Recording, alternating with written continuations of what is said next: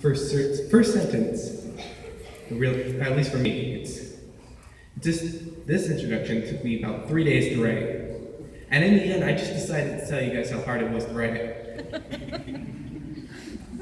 Well, maybe an introduction would work. Hi, my name's Elijah, and I'm here to teach you about some of the consequences of rejecting God. Now, this topic can seem a bit depressing, or even a bit scary, but it really isn't that horrific. In fact, these consequences are important and are in fact part of God's love for us. So we see throughout Israel's history that they repeatedly turned their backs on God for false gods. And God would warn them through his servants, the prophets, of their impending consequences. And then they would refuse to listen, and then the consequences would overtake them. And at that point, that's when they would turn back to God. And right there is where we can see why God had consequences for them. Because after the consequences, it brought his people back to him. So the consequences were to keep them from causing their own destruction.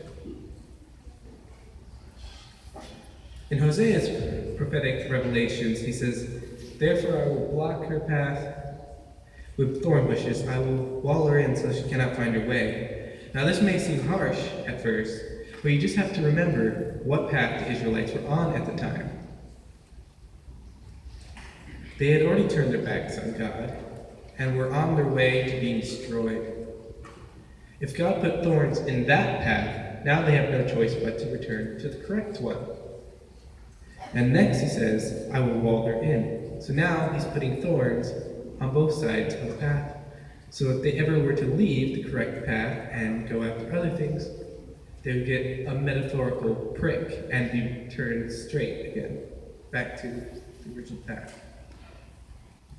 But this isn't to say that all bad things are disciplined from above. Some of them are actually can be counted as completely natural. In the Bible, we see God directly punishing people for their sins. Sodom and Gomorrah had fire and brimstone rain down on them. The tribe of Korah was swallowed by the earth, and Egypt had 10 plagues called down on them. But when was the last time you ever seen something like that happen? Never. Well, I mean, at least I haven't. I mean, if you have, you should really be up here instead of me. But most of the time, consequences can be chalked up to be our own fault. For example, in Deuteronomy 22:8 says, "When you build a new house, make a parapet around your roof so that you may not bring the guilt of bloodshed on your house if someone falls from the roof." Now, for background, in ancient Israel, they built houses with flat roofs, and they used it for various activities. And a parapet is just a small barrier. So what this verse is saying is that if you build a house that people are going to be walking around on the roof, you need to build a rail. But why? Well, not because God's going to send lightning down on you if you don't, because someone's going to fall off. And this is just how many of God's laws are. They are there to keep us out of harm's way. In fact, the Bible even says the wages of sin is death. So perhaps death is the natural consequence of sin. So I would make all of God's laws there to keep us from going to our own demise. One other consequence is described in Hosea 2:9. "Therefore, I will take away my grain when it ripens, and my new wine when it is ready. I'll take back my wool and my linen." If all good things have come from God, as we all agree, then what happens if you reject him? Well, now there's no more good things. When we have it good, it becomes easy to forget that it all comes from God. And if it all goes away, it becomes even easier to think that God has taken away the good in our lives, despite it all belonging to him originally. Pushing away God also pushes away his blessings.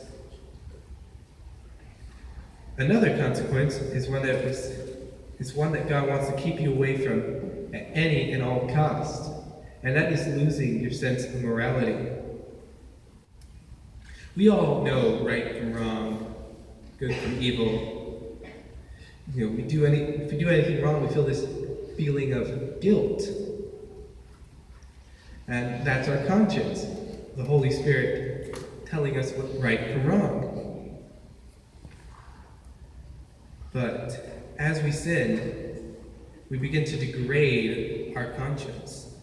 It says in Romans 1:24, therefore God gave them over to their sinful desires of their hearts, to sexual impurity and for the degrading of their bodies with one another.